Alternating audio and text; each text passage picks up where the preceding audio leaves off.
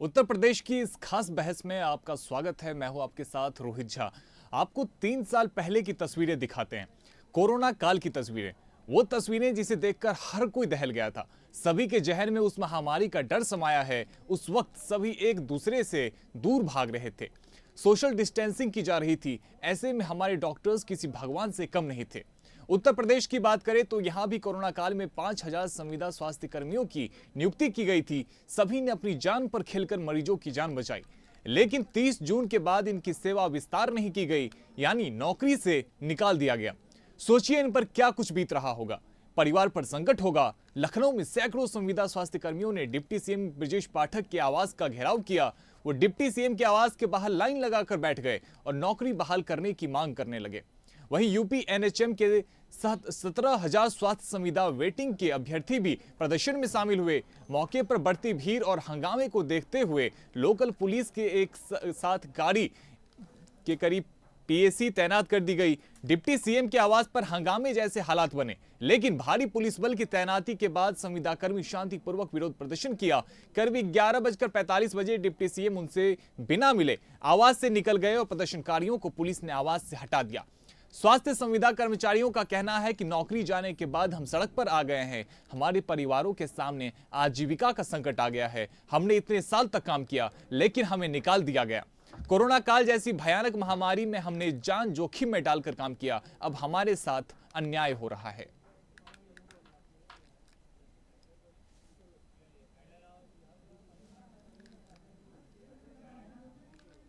आपको कुछ तस्वीरें दिखाते हैं जिसे देखकर आपको इन योद्धाओं के महत्व समझ में आएंगे। 2 तस्वीरें आपके सामने हैं और वो 2 तस्वीरें अब आपको दिखा रहेंगे। किस प्रकार से 2 तस्वीरों को देखकर आप समझेंगे कि जब तड़प रहे थे मरीज तो कोरोना योद्धाओं ने उनकी जान बचाई थी। देखिए किस प्रकार से कोरोना की जो भयानक महामारी पूरे देश में और पूरे विश्व में छाया हुआ था, उस वक्त ये स्वास्थ्य कर्मी ही थे जो देवदूत बनकर उन मरीजों की जान बचा रहे थे जिन मरीजों के पास कोई जाना भी पसंद नहीं करता था। सोशल डिस्टेंसिंग की जा रही थी।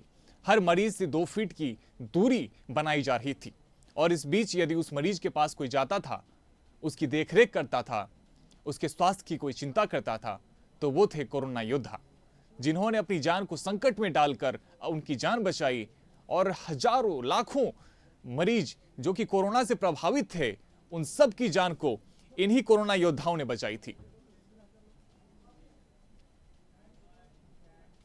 अब आपको एक और तस्वीर दिखाते हैं जहां कभी कोरोना योद्धाओं पर फूलों की बारिश की गई थी, लेकिन अब वहीं सड़कों पर ये अपनी नौकरी के लिए खड़े हैं।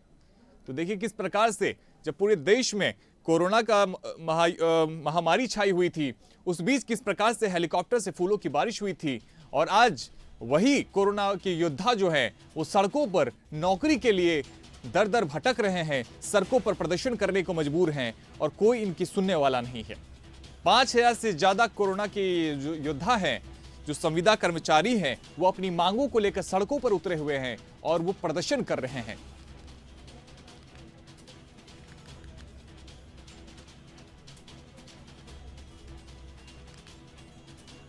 तो देखिए किस प्रकार से आपको वो दोनों तस्वीरें दिखा रहे हैं जहां पे फूलों की बारिश हुई और दूसरी तरफ सड़कों पर प्रदर्शनकारी थे। अब आप संविदा स्वास्थ्य कर्मियों का दर्द भी सुन लीजिए कि वो क्या कुछ कह रहे हैं। हम लोग कोविड कर्मचारी हैं, 65 जिलों से आए हैं अपने बच्चों को लेकर। जब कोई कोविड में जब किसी को भी कोई छूने के लिए नहीं तैयार था, तब हम अपने परिवार को छोड़ के, अपने घर को छोड़ के, किसी की परवाह किए बिना ड्यूटी किए हैं। हमें आज समायोजन चाहिए, वो भी लिखित आदेश, नहीं तो हम हिलने वाले नहीं है, नहीं है, नहीं है। विजय पाठक माननीय विजय पाठक जी से यही है कि हमारे बच्चों को देखते हुए हमारी नौकरी फिर से हमें दे, वो भी समायोजन करे। एनएचएम में समायोजन चाहिए, लिखित आदेश चाहिए। हम लोगों का ये है कि हम लोग जो है कोविड कर्मचारी हैं और हम लोग इतना मेहनत करने के बावजूद भी कोविड समाप्त करने के आदेश से हमको जो है कि निकाल दिया गया है। निकाल दिया गया है। आश्वासन क्या मिला था? आश्वासन ये मिला था कि आप लोगों को निकाला नहीं जाएगा, कहीं न कहीं जो है कि रखा जाएगा, आप लोगों के साथ अन्याय नहीं होगा। पूरे प्रदेश भर में कितने लोग थे ऐसे? पूरे प्रदेश में 7,200। देखिए अब इस पूरे मामले पर सियासत भी जमकर हो रही है। नेताओं का क्या कुछ कहना है, चलिए आपको सुनवाते हैं।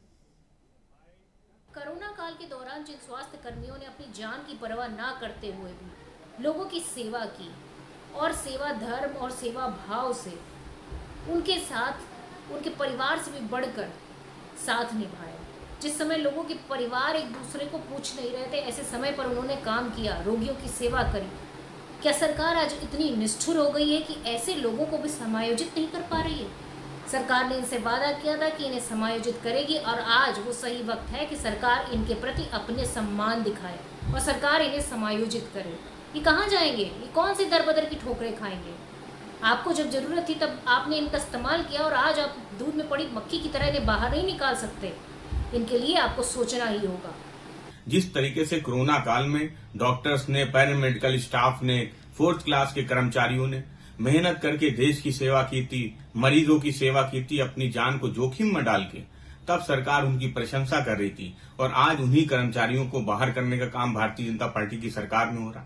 कर्मचारी आज स्वास्थ्य मंत्री का घेराव कर रहे हैं। समाजवादी पार्टी समझती कि ऐसे कर्मचारी जिन्हें अपनी जान को जोखिम में डाल के देश की सेवा की, उनको हटाना बिल्कुल भी उचित नहीं है। उनका समायोजन होना चाहिए। पूरी तरीके से सरकार का तानाशाही भरा रवैया है। जिस तरीके से कोरोना में इन संविदा कर्मियों ने जिस तरीके से फ्रंट लाइन पे आके लोगों की मदद करी, ना अपनी जान की परवाह करी और ना ही परिवार की जान की परवाह करी, तो आज सरकार को इस पर अपने फैसले पे दोबारा से विचार करना चाहिए और इनको कहीं ना कहीं समायोजित करना चाहिए। योगी सरकार का आज एक और फैसला आया है, जहां पे लगातार पिछले कई दिनों से इनकी सरकार, सालों से जब इनकी सरकार रही है, देखा गया होगा कि इन्होंने युवाओं को बेरोजगार करने का एक जिम्मा ठान के रखा है। आज देखिए, जब कोरोना काल था, कोरोना काल में संविदा के through doctor, nurse, lab technician, computer operator आदि के लोग भर्ती किए गए, जिन्हें आउटसोर्सिंग के माध्यम से नौकरी दी गई थी, जिन्होंने अपनी जान जोखिम में डालकर कोरोना को हराने का काम किया गया था। उन्हीं के ऊपर योगी सरकार द्वारा फूल बरसाने का काम किया था, आज उनके लाठी बरसाने का काम कर रहे हैं। आज उन सभी आउटसोर्सिंग के माध्यम से जो लोग थे उनको बाहर कर दिया गया है। उसमें नर्सिंग स्टाफ है, डॉक्टर हैं, कई लोग हैं। तो योगी सरकार तो लगातार लोगों को बेरोजगार करने के लिए तैयार है, फिर बेरोजगार करने जा रही है। ये किसी को रोजगार नहीं दे सकती है। जिनके ऊपर आपने फूल बरसाए, उनके ऊपर आज आप लाठियां चला रहे हैं। वो तमाम लोग आज माननीय ब्रजेश पाठक जी के यहाँ गए। यूपी में कोरोना काल के समय इन स्वास्थ्य कर्मियों की बहाली कैसे हुई और उसके बाद इनकी स्वास्थ्य सेवा कैसे जो है वो समाप्त कर दी गई, ये भी आपको ग्राफिक्स के जरिए अब समझाते हैं। तो कोरोना काल में रोजगार, अब ये बेरोजगार हो गए हैं। कोरोना काल के दौरान 7,000 से अधिक स्वास्थ्य कर्मियों की तैनाती हुई। स्वास्थ्य विभाग में जिला स्वास्थ्य समिति के जरिए इनकी नियुक्ति हुई। तो करीब 2,000 की सेवा समाप्त हो चुकी है।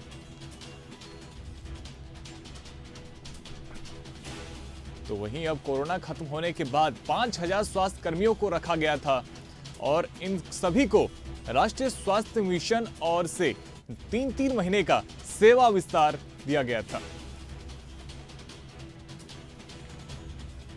लेकिन 30 जून के बाद से इन्हें सेवा विस्तार नहीं मिला। ऐसे में इन सब की सेवा न लेने का आदेश जारी किया जा रहा है। इस आदेश के बाद स्वास्थ्य कर्मियों में हलचल मची हुई है।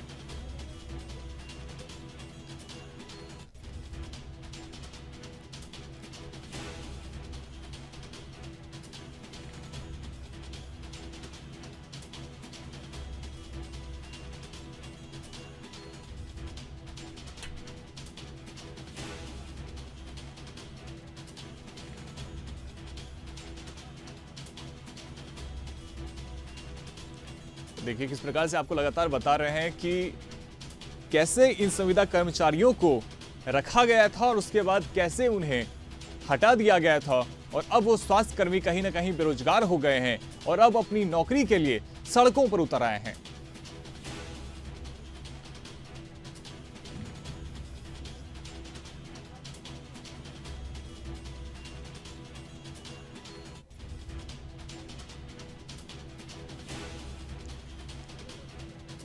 तो देखिए किस प्रकार से सड़कों पर जो प्रदर्शनकारी हैं वो उतर आए हैं।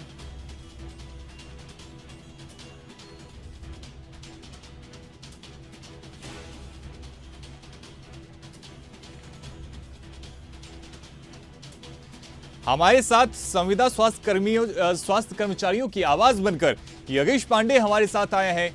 योगेश, आखिर क्या आपकी मांग है, क्यों आप लोगों को अस्पताल की जगह सड़कों पर आना पड़ गया? हम लोग कोविड कर्मचारी हैं और हम लोग पिछले कई साल से 4 सालों से कोविड कर्मचारियों की सेवा देते करते आ रहे थे। अभी कुछ दिनों पहले जब पेंडेमिक खत्म हुई तो हम लोगों के द्वारा अन्य विभागों जैसे टीवी विभाग हुआ या एड्स विभाग हुआ, सारे कर्मचारी हमारे काम कर रहे थे अलग अलग प्रोग्राम्स में। तो जहां जहां सीएमओज को जरूरत थी उन्होंने डिमांड लेटर यहाँ भेजा हुआ था कि हमें इनकी जरूरत है, हमारे यहाँ कर्मचारी कम है, इन कर्मचारियों को कोविड कर्मचारियों से ही हमें अन्य प्रोग्राम में काम लेने की इजाजत दी जाए, जिसमें हम लोग विगत लगभग 1.5 साल से काम कर रहे थे। लेकिन पिछले कुछ दिनों से MD-NHM के यहाँ से अलग अलग स्तर पे जो लेटर इशू किए गए कि आप लोगों का फंड नहीं है या जो भी है मैटर, वो तो ये लोग जानेंगे। तो हम लोगों ने बात की स्वास्थ्य मंत्री जी से और उन्होंने हम लोगों को आश्वस्त किया कि आप लोगों की नौकरी जाएगी नहीं। ये मैं आपके सामने बोल रहा हूँ। उन्होंने, हम लोगों के पास वीडियोस भी हैं वो, जिनमें इन्होंने बोला हम लोगों से कि आप लोगों की नौकरी नहीं जाएगी, इसका वादा मैं कर रहा हूँ। फिर हम लोग 31 तारीख को जब हम लोगों को एक लेटर इशू हुआ हमारे सीएमओ द्वारा कि आप लोगों का एक्सटेंशन इस महीने का नहीं आया है और आप लोगों को 31 जुलाई के बाद हटाया जा रहा है। तो हम लोग 31 जुलाई को आए ब्रजेश पाठक जी के यहाँ और हमने स्वास्थ्य मंत्री जी से कहा कि आपने हम लोगों से कहा था कि नौकरी आप लोगों की जाएगी नहीं, आप लोगों की नौकरी बनी रहेगी। तो फिर उन्होंने कहा कि अच्छा ठीक है, हम रुको, प्रमुख सचिव से बात करते हैं। योगेश, जब आज आप गए थे स्वास्थ्य मंत्री के आवास के बाहर आप खड़े थे तो स्वास्थ्य कर्मी जो स्वास्थ्य मंत्री हैं ना तो वो आपसे मिलेंगे और ना ही आपकी मांगों को लेकर उन्होंने कोई प्रतिक्रिया दी। जी, हम लोग वहाँ जब बैठे हुए थे तो वहाँ पे पुलिस प्रशासन ने कहा कि आपके 5 सदस्यीय टीम, जिसमें एक मैं भी था, उन्होंने कहा कि हम आपको मिलवा दे रहे हैं उनके निजी सचिव से, वहाँ से आपका काम कुछ बन सकता है। बिल्कुल। फिर पुलिस प्रशासन आई और हम लोगों ने भी कोऑपरेट किया कि ठीक है, किसी को भी तकलीफ देने का हमारा कोई वो नहीं है, क्योंकि हम लोगों ने तो ऐसे ऐसे काम किए हैं कि जो एक नाजीर बनना चाहिए था। तो हम लोगों ने अपने जितने कर्मचारी थे उनसे कहा कि ठीक है, आप इनको कोऑपरेट करिए और हम लोग मिल लेते हैं। लेकिन जब हम अंदर गए तो उन्होंने कहा कि देखो मंत्री जी तो है नहीं, अब हम लोग ऐसा करते हैं कि आप लोग सोमवार को फिर से आइए, दोबारा सोमवार को मंत्री जी से मिलवाते हैं। तो अब हम लोग 8-8 हजार पे, 5-5, 7-7 हजार पे काम करने वाले कर्मचारी हैं। हम लोग इस महीने, पिछले महीने लगभग मान के चलिए कि 4 से 5 बार आ चुके हैं। एक बार आने का, होटल में रुकने का, बिल्कुल मैं समझता हूं यज्ञेश, और आपकी बातों को लेकर लगातार हम जो है आपकी मांगों को लेकर हम दिखा रहे हैं। बहुत शुक्रिया यज्ञेश आपका हमारे साथ में जुड़ने के लिए। और आज हमारे साथ में बीजेपी से रत्नेश मिश्रा जुड़ रहे हैं और बीएसपी माफ कीजिए सपा से हमारे साथ पूजा मिश्रा जुड़ रही हैं।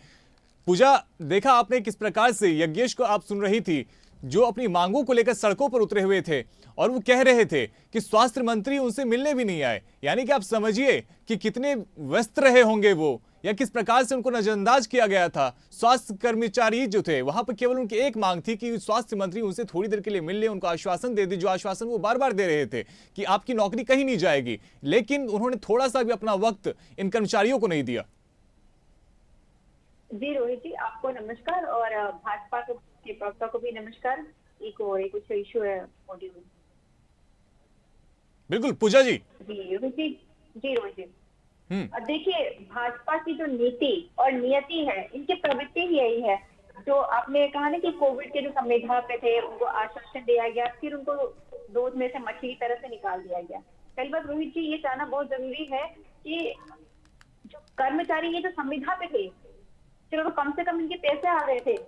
जो कर्मचारी, जो सफाई कर्मचारी जो कोविड में लगाए थे ना, उनके तो पैसे भी नहीं थे सरकार ने, और वो लगातार भी प्रोटेस्ट में रहे।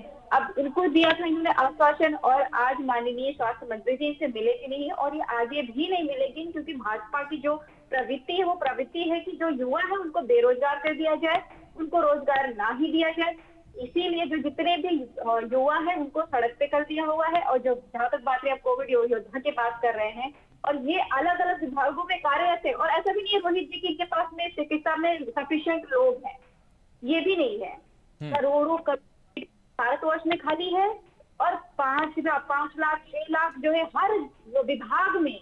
उत्तर प्रदेश में खाली 2023 के जो है आंकड़े हैं। कि इनके पास ऐसा नहीं कि कर्मचारी हैं, स्वास्थ्य कर्मचारी, इनके पास स्वास्थ्य कर्मचारी भी नहीं है और ये स्वास्थ्य रत्नेश जी, चाहते भी जो नहीं सीटें है, रिक्त और पड़ी ये हुई चाहते है हैं कि जो वहां पे क्यों नहीं इन संविदा कर्मचारियों की आप कहीं ना कहीं नौकरी लगा देते हैं? जिन स्वास्थ्य कर्मियों को अस्पताल में होना चाहिए था वो सड़कों पे धूप में बरसात में कहीं ना कहीं दर दर की ठोकरें खा रहे हैं। आपकी सरकार उनकी तरफ ध्यान क्यों नहीं दे रही सर? जी, आपको और साथी प्रवक्ता को और देश की जनता को मेरी तरफ से जय श्री राम। जय श्री राम। देखिए, इनके नाम के आगे ही लिखा हुआ है संविदा कर्मी। संविदा का तात्पर्य ही होता है रोज जी की एक नियत समय और जरूरत के लिए सेवाएं ली जाती हैं और अस्थायी रोजगार योग्यता अनुसार उपलब्ध कराया जाता है। अब जहां तक संविदा के स्वास्थ्य कर्मियों का मामला है तो वो मामला हमारी सरकार तक पहुंचा है, माननीय स्वास्थ्य मंत्री जी तक पहुंचा है और उनकी बात मुख्यमंत्री तक जाएगी। वो निश्चिंत रहे बिल्कुल कि यशस्वी माननीय मुख्यमंत्री योगी आदित्यनाथ जी की सरकार सभी के साथ न्यायपूर्ण व्यवहार करती है और उनके समायोजन के लिए जो भी विधिक और न्यायिक तौर तरीके होंगे उन पर विचार करेंगे और कोई ना कोई रास्ता निकाला जाएगा। अभी हमारी समाजवादी पार्टी के साथी प्रवक्ता बोल रहे थे कि भाजपा को ये करना है वो करना। देखिए, अगर आपके पास कोई सकारात्मक सुझाव है पूजा जी, आपकी पार्टी के नेता के पास है, आपके पास है, तो आइए हम आपका स्वागत करते हैं। क्योंकि सर वो तो कह रही है कि जो सीटें रिक्त पड़ी हुई है स्वास्थ्य सेवाओं में वहां पे आप इन संविदा कर्मचारियों की सीट जो है वो दे दीजिए, इनको नौकरी लगा दीजिए इनकी। अगर इनको आंकड़े ना पता हो तो हम बता देते हैं। बिल्कुल बता दीजिए पूजा जी, बिल्कुल स्वतंत्र है आप। रोहित जी, मैं अपनी बात कंप्लीट कर लूं। हाँ, अन्य आप सुझाव मांग रहे थे तो मैंने कहा कि पूजा जी आपको सुझाव दे देंगी। हाँ बिल्कुल बिल्कुल बिल्कुल स्वागत है उनका। वो विपक्ष की प्रवक्ता है और विपक्ष का एक बहुत बड़ा रोल होता है लोकतांत्रिक प्रक्रिया में। हमारे लिए बड़ी माननीय और सम्माननीय है विपक्ष की प्रवक्ता। बिल्कुल। अब देखिए, अगर विपक्ष के पास कोई कंस्ट्रक्टिव रिकमेंडेशन है, कोई सुझाव है तो आइए, आपका स्वागत है। बिल्कुल। चलिए रत्नेश जी, पहले सुन लेते हैं कि पूजा जी क्या कह रही है। पूजा जी दीजिए सुझाव। देखिए, जो है इन्होंने कहा कि हम न्याय करेंगे रोहित जी, तो न्याय तो इन्होंने ऐसा किया था कि 4 साल से जो है जो 69,000 भर्ती के शिक्षक थे वो प्रोटेस्ट करते रहे। अभी इन्होंने एक बात और कही कि विपक्ष का हम स्वागत करते हैं और सुनना चाहते हैं। मैं प्रवक्ता जी की तारीफ करूंगी, कम से कम ये बैठ करके इस बात को कह तो ले रहे हैं, पर इनको शायद पता नहीं है कि जो है इनकी सरकार नहीं सुनती है। जब तक कोर्ट नहीं कहता तब तक नहीं सुनती है। पूजा जी ये तो कह रहे हैं ना कि आप सुझाव दीजिए, तो आप ये सुझाव दीजिए, बयानबाजी नहीं करके आप सीधा सुझाव दीजिए। क्या हो सकता है ये जो स्वास्थ्य कर्मचारी सड़कों पे है उनके लिए क्या किया जा सकता है? 7 लाख उत्तर प्रदेश में 7 लाख रेडियोलॉजिस्ट के जो है खाली पद पड़े हुए हैं। आपने उसमें कितने लोगों की भर्ती किया पता है? बिल्कुल नहीं किया है। नहीं, रेडियोलॉजिस्ट में है। बिल्कुल मैं बहुत बताते चलूंगी आपको। रेडियोलॉजिस्ट में 7 लाख जो है रिक्त पद है, जिनमें जो है आपने वैकेंसीज ना तो निकाली और लेते भी हैं। रोहित जी वैकेंसीज प्रोसेस भी करते हैं और पता नहीं क्या हो रहा है कि 17%, 50%, 30% इतनी ही सीटें भरी जाती हैं। इससे ज्यादा सीटें भरी नहीं जाती है, या तो अभ्यर्थी नहीं आते हैं या फिर ये कहते हैं कि अनसुटेबल है। और जो खासकर जो रिजर्व सीटें हैं, रिजर्व सीटें में विडंबना यह है कि रिजर्व सीटों में एक भी नहीं भरी जाती है। जो भर्ती भी है, जो पोस्टिंग होती भी है, वो होती है सिर्फ जवाब दीजिए, में जो 30% या 17% जो हो रही है। देखिए, अभी जब हमारी सरकार इन्हीं स्वास्थ्य कर्मियों को अगर स्वास्थ्य विभाग में बिना किसी प्रक्रिया के नियुक्ति देनी स्टार्ट कर देगी तो मेरी साथी प्रवक्ता बिल्कुल ये कहती हुई आएंगी कि ये तो प्रक्रिया नहीं है, नोटिफिकेशन नहीं है। अरे सुन तो लीजिए, मैंने आपको सुना, प्लीज सुन तो लीजिए। देखिए, मैंने आपको सुना। बात करिए ना, आप कह रहे कि हम रोकेंगे आपको, हम नहीं रोकेंगे। मैं वही तो कह रहा हूँ। अरे सुनिए तो समायोजन करने का प्लान बताइए, हम आपको रोकने तो बताएं। आपको लगता है कि आप कोरोना वायरस को कहीं बिल्कुल नहीं करेगी। मैंने यही तो कहा था कि अगर आपके पास कोई कंस्ट्रक्टिव रिकमेंडेशन है इसके लिए तो आइए, स्वागत है आपका।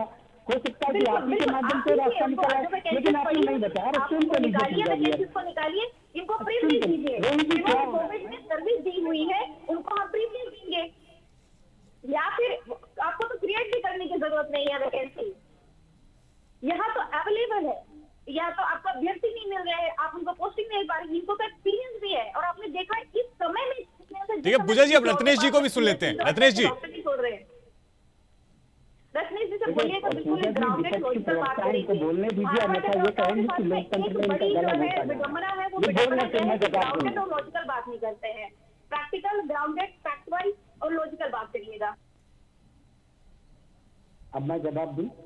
बिल्कुल सर। आशा करता हूं कि सपा के प्रवक्ता शांतिपूर्वक बैठकर सुनेंगे। देखिए, मैंने इनसे एक सवाल पूछा, अगर आपके पास कोई कंस्ट्रक्टिव रिकमेंडेशन है तो लाइए, हम आपका स्वागत करते हैं। दूसरी बात, किसी भी विभाग में नियुक्ति करने की एक प्रक्रिया होती है, इस प्रक्रिया के तहत नियुक्ति, प्रक्रिया को बाईपास करके नियुक्ति नहीं दी जा सकती। अगर इन संविदा कर्मियों के पास योग्यता है तो हमारी सरकार इनकी योग्यता का बिल्कुल प्रयोग करेगी। और दूसरी बात, अगर ये रोजगार की इतनी बात करते हैं तो मुझे लगता है कि समाजवादी पार्टी के लोग और पापी दुष्कर्मी अलायंस के नेता अखिलेश यादव जी ने जिस प्रकार से शिक्षा मित्रों को अगर में छोड़ा था, ना उनको शिक्षा मित्र रहने दिया, ना उनको सहायक अध्यापक रहने दिया, तो ये लोग तो दूसरे के घरों के चूल्हे बंद करने वाले लोग हैं। ये क्या खास कोई सुझाव देंगे? एक भी कंस्ट्रक्टिव रिकमेंडेशन है, कोई भी सुझाव मेरे पास नहीं है विपक्ष की तरफ से। दूसरी बात, इन्होंने सफाई कर्मियों की बात की, मैंने आपको सुना, देखिए मैंने आपको सुना, मैं आपको सुन रहा हूँ,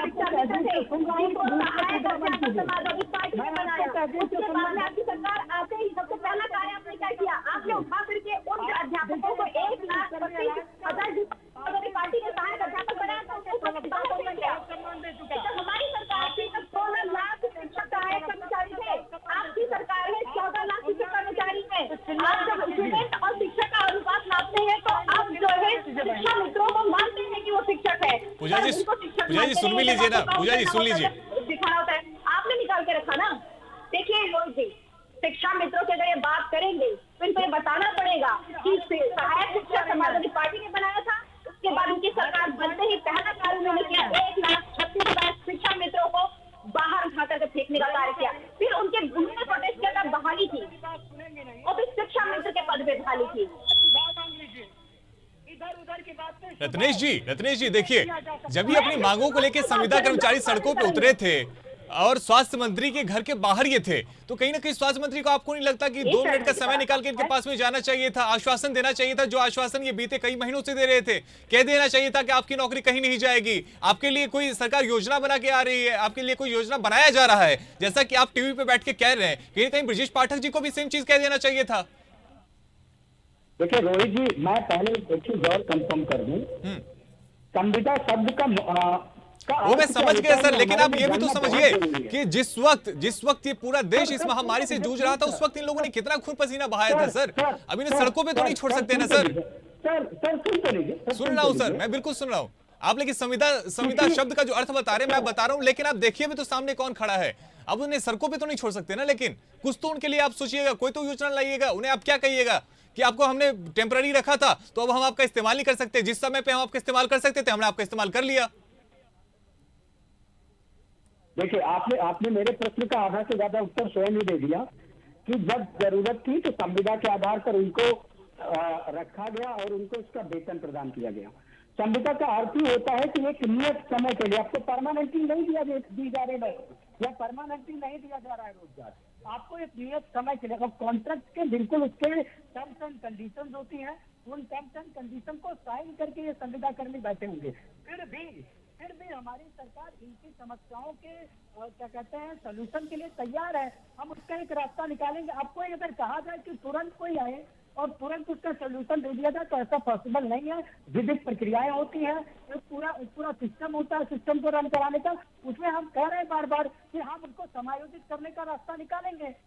पूजा जी देखिए, ये तो कह रहे हैं कि संविदा शब्द का अर्थ ही होता है टेम्पररी, तो हमने उन्हें कुछ समय के लिए रखा था, हमने उनसे कभी वादा ही नहीं किया था कि हम उन्हें परमानेंट रखने वाले हैं। फिर क्यों इसको लेकर राजनीति की जा रही है? रोहित जी देखिए, जो संविदा पे थे और जो कर्मचारी थे, उन्होंने जब वो स्वास्थ्य मिनिस्टर से मिले, पहली बात उनको आश्वासन नहीं देना चाहिए था। उनको बोलना चाहिए देखिए भाई, हमने आपको संविदा पे रखा हुआ, जैसे आपका संविदा का समय खत्म होगा और या फिर हमें लगेगा कि आपका समय खत्म हो गया हो, हम आपको इस्तेमाल नहीं करना चाहते तो हम आपको निकाल के बाहर फेंक देंगे, ये बोल देना चाहिए था उनको। तब तो उन्होंने क्या किया, जिंदा दे दिया, जो इनकी जो है स्पेशलिटी है। अभी जो है रत्नेश जी बड़ी अच्छी बात कह रहे थे कि हर चीज का एक नियम होता है, पर यूपीएससी में जब लेटरल एंट्री लेते तब नियम नहीं होता है, उसके भी तो नियम बने हुए थे। जहां इनकी इच्छा हो, जहां इनका फायदा हो, वहाँ पर जहाँ भी ये अभी आपको पता है यूपीएससी में जो लेटर एंट्री चल रही है ना, वहाँ पे एक अलग रिजर्वेशन सिस्टम चलेगा, वो उसको हम लोग कहेंगे नेपोटिज्म, क्योंकि वहाँ पे रिजर्वेशन सरकार ने कदम पीछे ले तो लिया, रिजर्वेशन लेकर के आ रहे हैं। सरकार ने कदम पीछे ले लिया, हम कल ही उस पर चर्चा कर चुके हैं। रोहित भाई, ये इनकी लेना पड़ता है। हाँ जी, लेना पड़ता है, यूपी नहीं ले गया, लेना पड़ता है इसका। खतरनाक हो जाए। क्या कह रहे हैं? नहीं, मैं कोई ऐसा वक्तव्य नहीं कहती हूँ कि जो कोई खतरनाक होने वाला है। जो फैक्ट की बात है वही कर रहे हैं, फैक्ट की बात है। आप उनको जो है आश्वासन ही ना देते। जैसे ही कोविड का कार्यकाल, पूजा जी सुन लेते हैं, पूजा जी सुन लेते हैं, रत्नेश जी को भी सुन लेते हैं। इन्होंने लेटरल एंट्री की बात की तो सुन लीजिए, समाजवादी पार्टी को शर्म आनी चाहिए कि वो उस पार्टी के साथ गठबंधन में है जिसके नेता ने लेटरल एंट्री के लिए सेकंड क्या कहते हैं एडमिनिस्ट्रेटिव रिफॉर्म कमीशन में रिकमेंडेशन दी। आप उस पार्टी के रत्नेश जी, आपकी आवाज थोड़ी सी कम आ रही है। मनमोहन सिंह को एंट्री दी। आप उस पार्टी के सहभागी हैं जिसने लेटरल एंट्री से मोन्टेक सिंह अहलूवालिया को। रत्नेश जी आप भी वही कर रहे हैं सर जो पूजा जी कर रही है। आप दोनों ही कहीं ना कहीं मुद्दे से भटक गए हैं। मैंने ये साफ कर दिया कि कल ही हम लेटरल एंट्री पे हम चर्चा कर चुके हैं। ये बातें मत बोला करिए। आपका आरक्षण कितना अच्छा है मुझे पता है। आरजेडी ने कितने एससी को राज्यसभा भेजा। रत्नेश जी क्या कर रहे हैं आप? मैं हमेशा आपसे कहता हूं सर कि आप मुद्दे की बात किया कीजिए प्लीज। रत्नेश जी मत भटकिए ना। रत्नेश जी मत कीजिए रत्नेश जी जो सड़कों पे उतरे हुए हैं आप उनके बारे में बात कीजिए। आज वो कहीं ना कहीं आप पे आस लगाए हुए हैं और आपको सुन रहे हैं।